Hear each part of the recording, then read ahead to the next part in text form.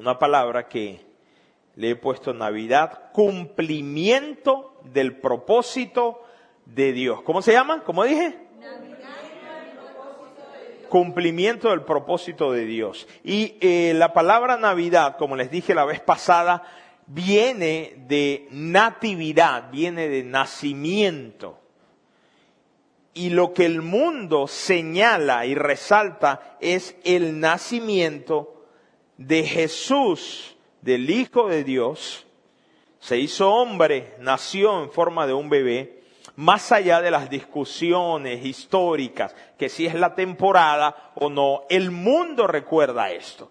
Entonces queremos aprovechar para resaltar este hecho que dividió nuestra historia. Y quiero que abra su Biblia en el libro de Mateo, capítulo 2. Y vamos a leer ahí la palabra en el Nuevo Testamento, el primer libro del Nuevo Testamento, Mateo capítulo 2.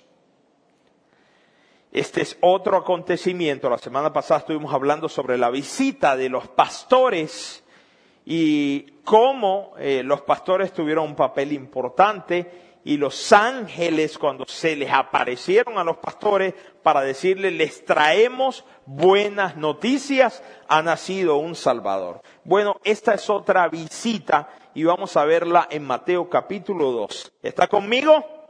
Dice así: cuando Jesús nació en Belén de Judea, en días del rey Herodes, vinieron del oriente a Jerusalén unos magos diciendo, ¿dónde está el rey de los judíos que ha nacido? Porque su estrella hemos visto en el oriente y venimos a adorarle. Oyendo esto, el rey Herodes se turbó y toda Jerusalén con él. Y convocados todos los principales sacerdotes y los escribas del pueblo, les preguntó dónde había de nacer el Cristo. Ellos le dijeron, en Belén de Judea, porque así está escrito por el profeta. Y tú, Belén de la tierra de Judá, no eres la más pequeña entre los príncipes de Judá, porque de ti saldrá un guiador que apacentará a mi pueblo Israel. Entonces Herodes, llamando en secreto a los magos, indagó de ellos diligentemente el tiempo de la aparición de la estrella. Y enviándolos a Belén, dijo, id allá y averiguad con diligencia acerca del niño, y cuando le halléis, hacédmelo saber, para que yo también vaya y le adore. Ellos, habiendo oído al rey, se fueron, y he aquí la estrella que habían visto en el oriente iba delante de ellos, hasta que llegando se detuvo sobre donde estaba el niño. Y al ver la estrella se regocijaron con muy grande gozo. Y al entrar en la casa vieron al niño con su madre María, y postrándose lo adoraron. Y abriendo sus tesoros le ofrecieron presentes, oro, incienso y mirra. Pero siendo avisados por revelación en sueños que no volviesen a Herodes, regresaron a su tierra por otro camino. Después que partieron, el versículo 13, he aquí un ángel del Señor apareció en sueños a José y dijo, levántate y toma al niño y a su madre y huye a Egipto y permanece allá hasta que yo te diga, porque acontecerá que Herodes buscará al niño para matarlo. Y él, despertando, tomó de noche al niño y a su madre y se fue a Egipto. Y estuvo allá hasta la muerte de Herodes, para que se cumpliese lo que dijo el Señor por medio del profeta cuando dijo, de Egipto llamé a mi hijo. Herodes entonces, cuando se vio burlado por los magos, se enojó mucho y mandó matar a todos los niños menores de 2 años que había en Belén y en todos sus alrededores, conforme al tiempo que había inquirido de los magos. Entonces se cumplió lo que fue dicho por el profeta Jeremías, cuando dijo, voz fue oída en Ramá, grande lamentación, lloro y gemido, Raquel que llora a sus hijos y no quiso ser consolada porque perecieron. Pero después de muerto Herodes, he aquí un ángel del Señor apareció en sueños a José en Egipto, diciendo, levántate, toma al niño y a su madre y vete a tierra de Israel, porque han muerto los que procuraban la muerte del niño. Entonces él se levantó y tomó al niño y a su madre y vino a tierra de Israel. Pero oyendo que Arquelao reinaba en Judea, en lugar de Herodes su padre, tuvo temor de ir allá, pero avisado por revelación en sueños, se fue a la región de Galilea y vino y habitó en la ciudad que se llama Nazaret, para que se cumpliese lo que fue dicho por los profetas, que habría de ser llamado Nazareno. Esta historia seguramente la hemos escuchado, la conocemos, la ilustramos siempre en esta temporada, pero siempre es bueno leerla, siempre es bueno refrescarla, siempre es bueno que usted la mire, que usted la vea.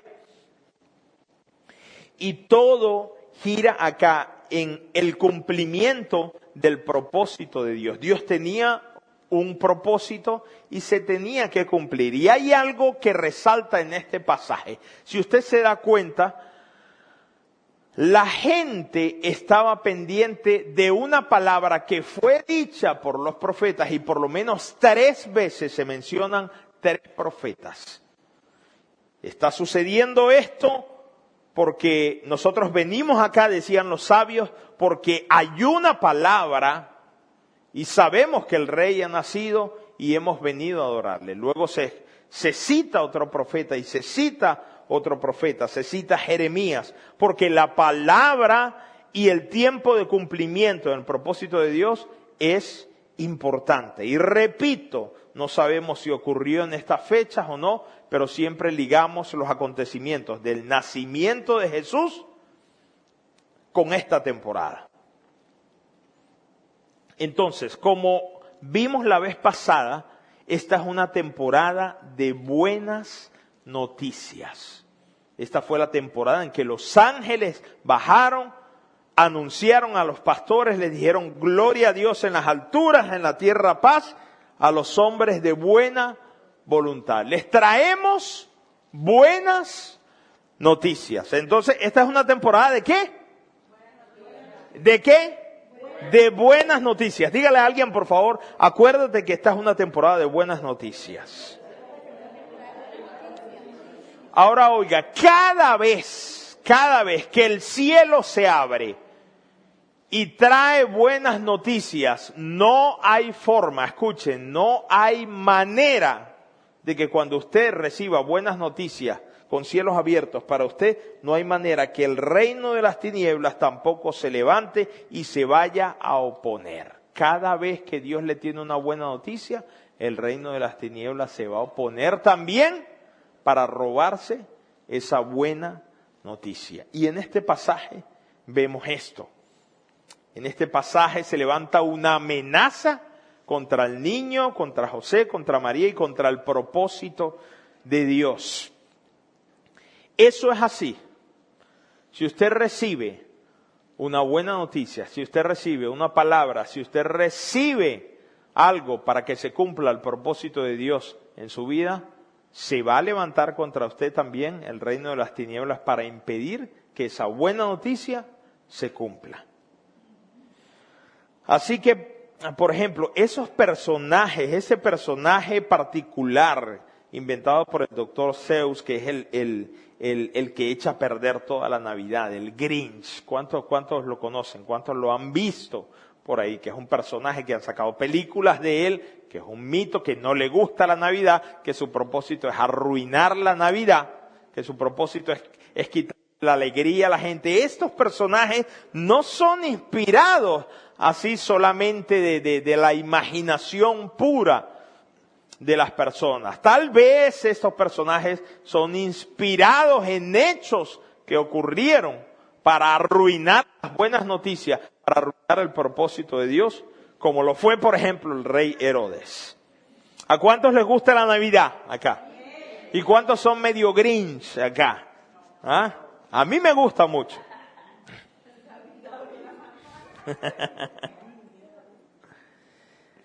Recuerde lo que dice la palabra en Juan 10:10, que Jesús vino para traer vida y vida en abundancia, pero Satanás vino para matar, robar y destruir. Uno de los principios, de las cosas importantes que aprendemos de acá es estar entendidos en los tiempos. Estar entendidos en los tiempos y en la palabra, en la Biblia, nos da ventaja. Dile a alguien, estar entendido en la palabra te va a dar ventaja. Cuando tú estás entendido en algo, cuando tienes ventaja en algo, eso es como prácticamente viajar en el tiempo, estar en el futuro y estar preparado para lo que viene. Lo que nos hace estar un paso adelante en nuestra vida, en todas las cosas, es conocer la palabra de Dios. Porque es la herramienta que usamos antes de que sucedan las cosas. Cuando conocemos, cuando estamos adelantados, la palabra de Dios nos va a ayudar a estar adelante en las cosas que sucedan, a estar entendido. Cuando recibimos una promesa, debemos anclar esa promesa en la palabra. Eso la fortalece. Si usted recibió una promesa de parte de Dios, si usted piensa que usted tiene un propósito importante de parte de Dios, y vaya que es así, porque para Dios todos somos importantes y en Dios tenemos un propósito, no solamente en esta vida, sino un propósito que va más allá, un propósito eterno. Pero cada día que pasa nos debemos acercar más a eso, pero cuando anclamos esa promesa para llegar a ese propósito en la palabra, vamos a estar adelantados, vamos a estar apercibidos. Y esto es lo que pasa en este capítulo. Esto es lo que sucede. Todo se mueve acá en base a palabras que dieron los profetas. Cuando usted tiene una palabra de Dios, es como una herramienta en la que está percibido. Los que tienen auto y tienen un taire de repuesto, tienen un caucho, una rueda de repuesta, y tienen un gato, y tienen un, ¿cómo se llama? Todo para aflojar las tuercas, la llave, van a estar adelantados a lo que pase. Porque si usted se queda en la carretera y tiene todas estas herramientas, usted simplemente va a poder salir adelante. Si usted no tiene estas herramientas, va a ser un problema. Y la palabra de Dios es como una herramienta que nos ayuda a adelantarnos y a prever los problemas. Cuando usted recibe, por ejemplo, un bien, un auto, una casa, un negocio, usted tiene que tener una palabra. Y usted se ancla, usted agarra eso en una palabra, y no solamente una palabra de boca, oral. Usted se agarra de una palabra escrita. Usted se agarra de un documento que dice que ese bien es suyo, que ese puesto de trabajo usted está por un contrato y usted firma ese contrato y cumple el propósito en base a una palabra escrita, en base a un contrato escrito. Cuando usted tiene un bien, cuando usted tiene una casa, usted tiene que tener una palabra escrita y se ancla ahí en eso. Acá en Aruba compramos los autos y me dio mucha risa con el pastor Aaron cuando vino, porque le mostré el documento de compra-venta del auto y él me dijo, no te lo puedo creer, porque usted sabe que acá es una palabra que se da y se escribe en una hoja, ¿no? Bueno, no sé si usted tiene algo más de eso como documento de compra-venta, pero por lo menos yo lo tengo así y creo que muchos acá también tienen eso. Es decir, no se registra acá, ¿no? Y Aaron me decía, no puede ser. Y yo le dije, mira, escrito a lápiz, yo vendo este vehículo. Y él se reía, no puede ser, no creo que sí, es eso. Y eso es lo que hace esa palabra escrita, es lo que hace que las cosas sean suyas. De la misma forma, es la palabra de Dios para nosotros. Lo que Él declara sobre nosotros, lo que Él dice sobre nosotros, está ahí, está en su Biblia. Y cuando usted recibe una promesa de parte de Dios, usted debe anclarla en la palabra, en lo que Dios dice. Esfuérzate, sé valiente, no temas ni desmayes, porque yo estaré contigo. Yo soy tu pastor, nada te faltará. El que habita el abrigo del Altísimo morará bajo la sombra del Omnipotente. Yo tengo planes de bien para ti, no planes de mal. Y yo tengo que agarrar esa palabra escrita y anclarla en las promesas de Él. Amén. Fíjense lo que pasó con Herodes. Herodes ignoraba estas cosas. ¿Y qué hizo Herodes en lo que leímos? Tuvo que llamar a gente entendida en la palabra, dice, tuvo que convocar a los principales sacerdotes, a los escribas, para que le explicaran qué es lo que estaba pasando. ¿Por qué estaba sucediendo eso? ¿Cómo que vinieron unos sabios del oriente a buscar al rey? Y que ellos decían que había una promesa, señal, que los tiempos se estaban cumpliendo por una palabra, que ellos iban allá a adorarle. Herodes ignoraba esta, y ¿qué tuvo que hacer? Buscar a gente entendida en la palabra que viniera a explicarle eso. Y ellos le dijeron, sí, así es, porque dice el profeta Miqueas, está escrito en la palabra, que en Belén nacería un libertador. Ah, así es la cosa. Entonces, nosotros tenemos que ser entendidos en esto. Escuche, y estos eran magos, dice la Biblia, que eran magos sabios,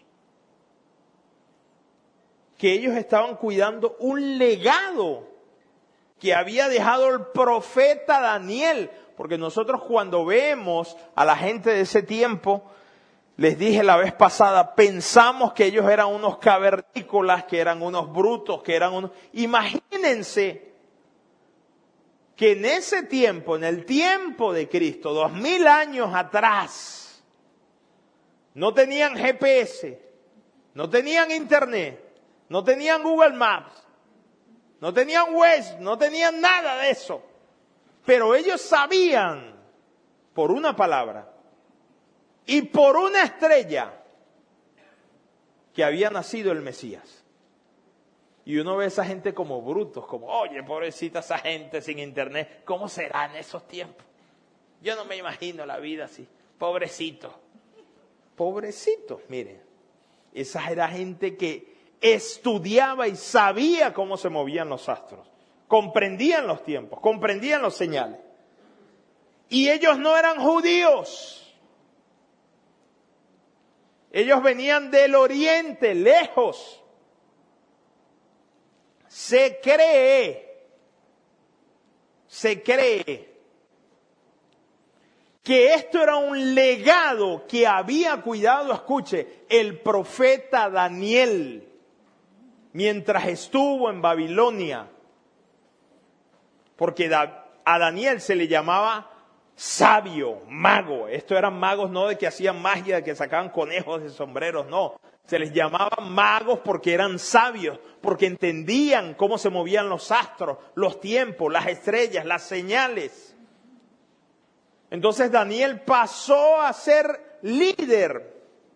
Fue cautivo en Babilonia y pasó a ser líder y dejó un legado de sabiduría, de profecías. Daniel era muy profético y muchas de las profecías tenían que ver con el Mesías y con los tiempos después del Mesías. Y se cree que él deja un legado a los sabios porque él estaba por encima de todos ellos. Y que él dijo, en este tiempo, cuando aparezca la constelación y se mueva en este tiempo, la constelación del león, que tiene un significado, que es lo que los astrólogos, que eso es otra cosa que se mezcla con la astronomía, pero son cosas ya paganas. Porque astrología es una cosa y astronomía es otra cosa. Astronomía tiene que ver con los astros, con las estrellas. Y astrología tiene que ver es con las creencias ya mezcladas de otras cosas. Pero las constelaciones de los astros que usa la astrología son reales. La constelación de la mujer, de la Virgen, la constelación del león. Y se cree que Daniel dejó explicado todo de cuándo se iba a aparecer el Mesías. Y de allá venían estos magos, de este legado de Daniel. Y ellos dijeron, venimos porque ya el tiempo, la profecía nos dice que es aquí. Porque ellos están caminando en base a una palabra. Ellos estaban cuidando un legado. Dígale a alguien, debemos ser entendidos en la palabra. Dígale, debemos ser entendidos en la palabra. No podemos ser, mire, usted no puede ser más ignorante que esa gente que no tenía GPS, que no tenía Google. Ya nosotros tenemos que estar más entendidos en los tiempos, en la palabra. Ellos sabían exactamente cuándo iba a nacer el Mesías y dónde iba a ser. Y estaban en el tiempo correcto. No deje que un tercero le interprete la palabra o tenga una relación con la palabra y después se la explique a usted. Esto es algo personal. Usted tiene que comer la palabra y tiene que comprender lo que Dios le quiere decir a su vida. Sabemos que, por supuesto, las cosas son paso a paso y hay muchas cosas que usted no comprenderá de la palabra, pero no se canse, busque, que el Espíritu de Dios le va a mostrar, le va a revelar, le va a ayudar. Herodes tuvo que hacer algo como un niño, llamar a personas para que le interpretaran la palabra. No haga como Herodes. Eso lo hacen los niños, los neófitos, o cuando usted está empezando, por supuesto, se entiende que es así. Pero la idea es que nosotros caminemos, avancemos, maduremos, crezcamos y comprendamos la palabra. Que nadie le explique ni que nadie le meta cuentos y que le digan, sí, porque usted sabe, como dice la Biblia, esas cosas raras. Dice, ayúdate que yo te ayudaré, dice Dios. Y usted va y lo repite. Y dice, sí, claro que sí. Y va y lo repite, no porque usted lo leyó, por eso a mí me gusta leer y que usted lea. Ayúdate que yo te ayudaré, dice la palabra. Suponías 1:1. O sea, o interpretaciones que no tienen nada que ver con eso. Decía un hombre y estaba viendo y dijo, pastor, ahora entiendo por qué hay tantos problemas en el matrimonio. Mire lo que dice la palabra, por tonto dejará el hombre a su padre y a su madre y se unirá a su madre. Lea bien, no es por tonto, es por tanto. Por tanto, ¿no? Yo escuché que era eso. No es que usted escuche, es que usted lea. Y otro que estaba diciendo que escatológicamente que los hombres iban a llegar al cielo porque él leyó en la palabra eso. Media hora antes que las mujeres. Pastor, los hombres vamos a llegar al cielo media hora antes que las mujeres. Sí, a mí me dijeron eso. Lea Apocalipsis 8:1. Ahí está. ¿Sabe qué dice Apocalipsis 8:1? Búsquelo. Ya usted está curioso y dice, vamos a buscarlo. Y él me dijo, los hombres llegaremos al cielo media hora en el arrebatamiento antes que las mujeres. ¿Qué dice? ¿Qué dice, Víctor? Apocalipsis 8:1.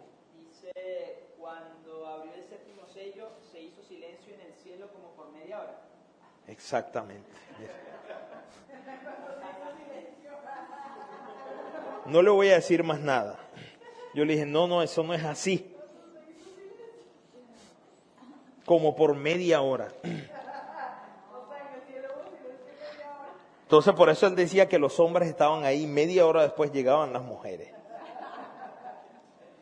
Escuche, lo otro que comprendemos acá es que debemos ser obedientes y diligentes en cumplir el propósito de Dios. El propósito de Dios era que Jesús creciera, que Jesús se estableciera. Y los encargados de eso eran José y María. Había una amenaza que era Herodes. Pero el Señor se aparece a José en sueños y le dice, toma al niño, después que los sabios, los magos lo visitan, que por cierto siempre les enseño, pero siempre tengo que estarles recordando porque la audiencia se renueva. La tradición nos ha enseñado que eran 3 reyes magos. En la Biblia no dice por ningún lado que eran 3 reyes magos. Tenía que haber sido muchos más. Eso eran cantidades de personas. La tradición señala que eran 3 porque eran 3 tipos de regalos. Incienso, oro y mirra, que eso sí lo dice la Biblia. Pero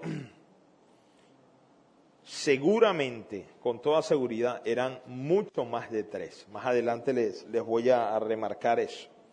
Entonces el Señor se aparece a José en sueños, después que los sabios van a visitarlo y que le dejan los regalos, y le dice, toma al niño y vete a Egipto, porque Herodes lo está buscando para matarlo. Escuche, no hay manera, recuerde esto, no hay manera de que usted sea señalado por Dios en el cielo y que no sea señalado por Satanás en el infierno, porque automáticamente cuando Dios pone un sueño, cuando Dios pone un propósito en su vida y usted se levanta con eso, automáticamente se convierte en una amenaza para el infierno y va a venir oposición.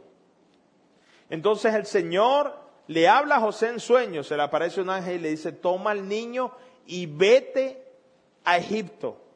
Huye con él porque Herodes lo busca para matarlo. Dije que debemos ser obedientes y diligentes en obedecer. Dile a alguien, por favor, debe ser obediente. Dile, debe ser diligente. ¿Qué pasa? Que José podía debatir con Dios y decir, espérate un momento, pero yo estoy cuidando a tu hijo. ¿Por qué tendría yo que correr? Si es Dios hecho hombre también, o sea, me vas a poner a correr por esto. Haz algo, no sé, que cuando vengan a buscarlo los parto un rayo ahí. No sé, haz algo, pero ¿por qué me vas a poner a estar corriendo en todas estas cosas? Él podía debatir en todo esto y de repente era lo más lógico. Porque Dios quiere cumplir un propósito, ¿verdad? Ahora, Dios en cierto modo, escuche, Dios en cierto modo, eso es para que usted vea lo importante que somos para Dios. Dios siempre nos va a buscar, nos va a incluir en sus planes. Y Dios en cierto modo necesita de nosotros. Y cuando digo necesita, no estoy diciendo que eso sea imprescindible, que no pueda hacer las cosas con nosotros, no, sino porque Él no quiere hacer las cosas solo.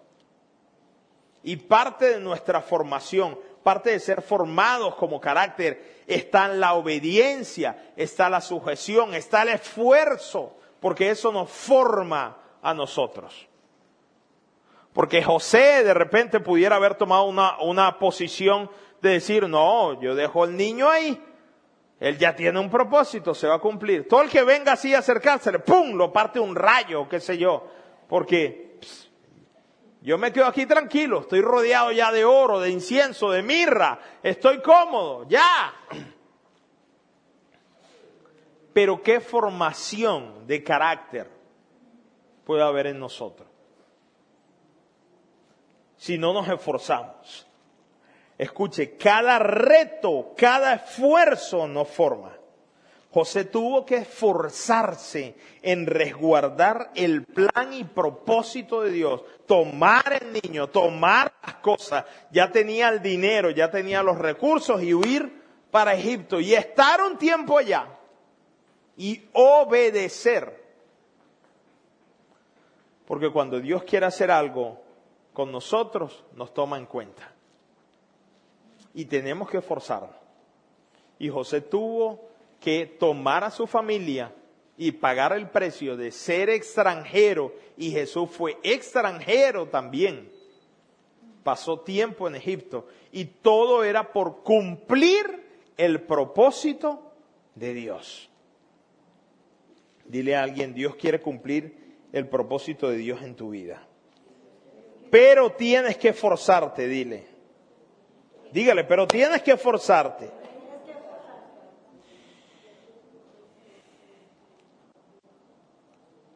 Y por último, y esto es importante, Dios va a proveer todo para cumplir su propósito.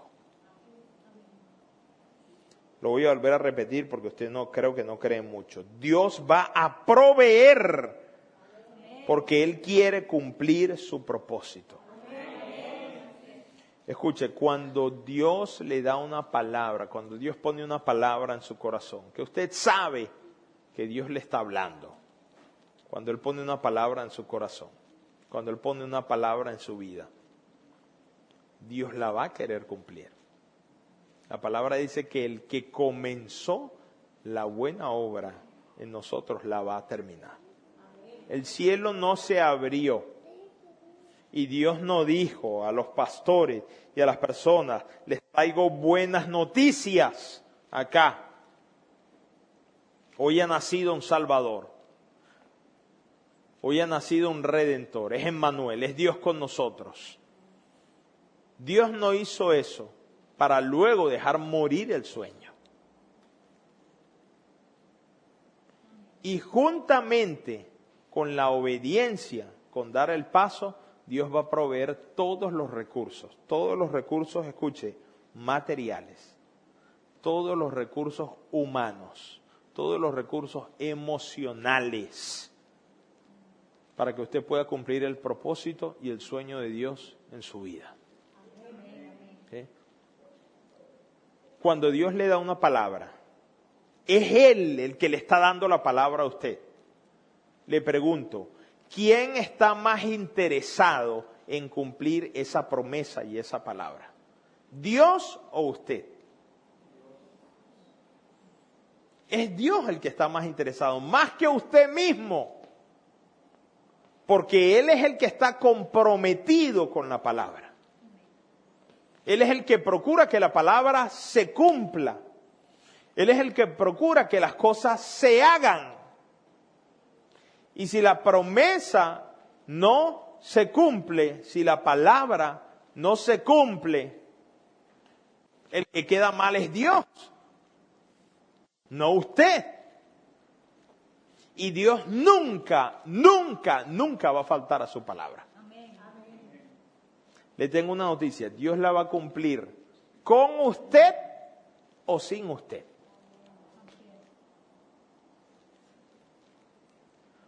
O sea, cuando Dios tiene un propósito,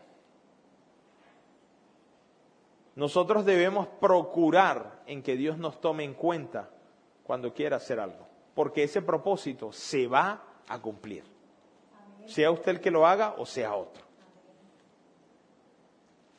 Y entienda que si usted aborta la misión, aborta el propósito de Dios, no lo quiere hacer, no lo va a hacer. No es que Dios de repente allá en el cielo dice, ay, yo quería que María José hiciera esto. Y ahora no, ella no está prestando atención, no lo hace. Ay, ¿y ahora qué hago? Ay, María José no lo va a hacer, ¿y ahora qué? O sea, no es que Dios cae en pánico. Ay, ahora Rosana no está haciendo lo que... ¿Y ahora qué hacemos? No, Él tiene su propósito. Él lo va a persuadir. Él tiene su plan. Él va a hacer todo lo posible porque eso se cumpla. Pero si usted no lo hace, lo va a hacer otro. Pero el propósito de Dios se va a cumplir. Ahora escuche. Lo bueno es que Dios provee todo. Él va a proveer todo. Cuando José tenía que salir para Egipto, María estaba en un pesebre. La gente dice, Jesús fue pobre. Sí, es verdad, Jesús nació pobre, pero Jesús llegó a estar como rico. Lo que pasa es que esas riquezas tenían un propósito. Porque como le dije, no eran 3 reyes magos. Eso era un séquito, lo que llamaban un séquito. Camellos cargados de oro. Por eso fue que el rey Herodes se impresionó. Dice, usted leyó ahí, se preocupó, se turbó y toda Jerusalén con él. Porque no fueron 3 pelagatos que entraron ahí a preguntar por el rey Herodes. Cuando él vio ese séquito que venían buscando al rey, dijo, no, la cosa aquí es en serio, aquí me quieren tumbar. Pero si vienen 3 con 3 cofrecitos así como los vemos así en el pesebre, siempre. Ni llegan a Herodes. Mire que te buscan ahí 3. Nadie, ni los hubiese atendido. Pero al ver, no sé si usted vio la película Aladdin, la que sacaron en Real Life, ¿sí? Cuando entró Aladín con eso, así era en esos tiempos. Que el rey se impresionó, dijo, no, esta gente era algo así. Además, que ellos venían del oriente y para atravesar el desierto desde el oriente hasta Jerusalén, escuche, es imposible que 3 tipos en 3 camellos lo puedan atravesar, los mata. Porque eso eran viajes de días. Los mata, tienen que tener recursos, tienen que tener comida, tienen que tener agua, tienen que tener ayudantes, tienen que tener muchos camellos. Es decir, que Jesús nació en las riquezas y cuando llega el momento en que tenía que utilizar esas riquezas, en que le dijo, mira, tienes que salir para Egipto, ya Dios había provisto todo, porque era para ese momento. Dios se provee para ese momento. Entonces, si Dios te llama a hacer algo, yo he aprendido un dicho, el que invita, paga. Si Dios te llama a hacer algo, Él va a cubrir todos los recursos para hacerlo. Tú lo único que tienes que hacer es obedecer.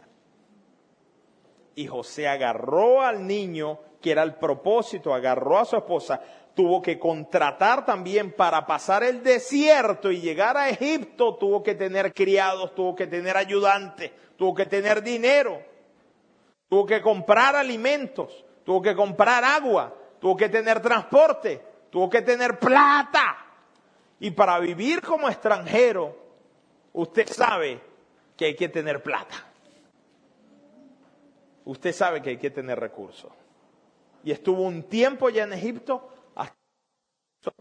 y cumplió el propósito de Dios. Entonces, Dios se va a proveer justo en el momento.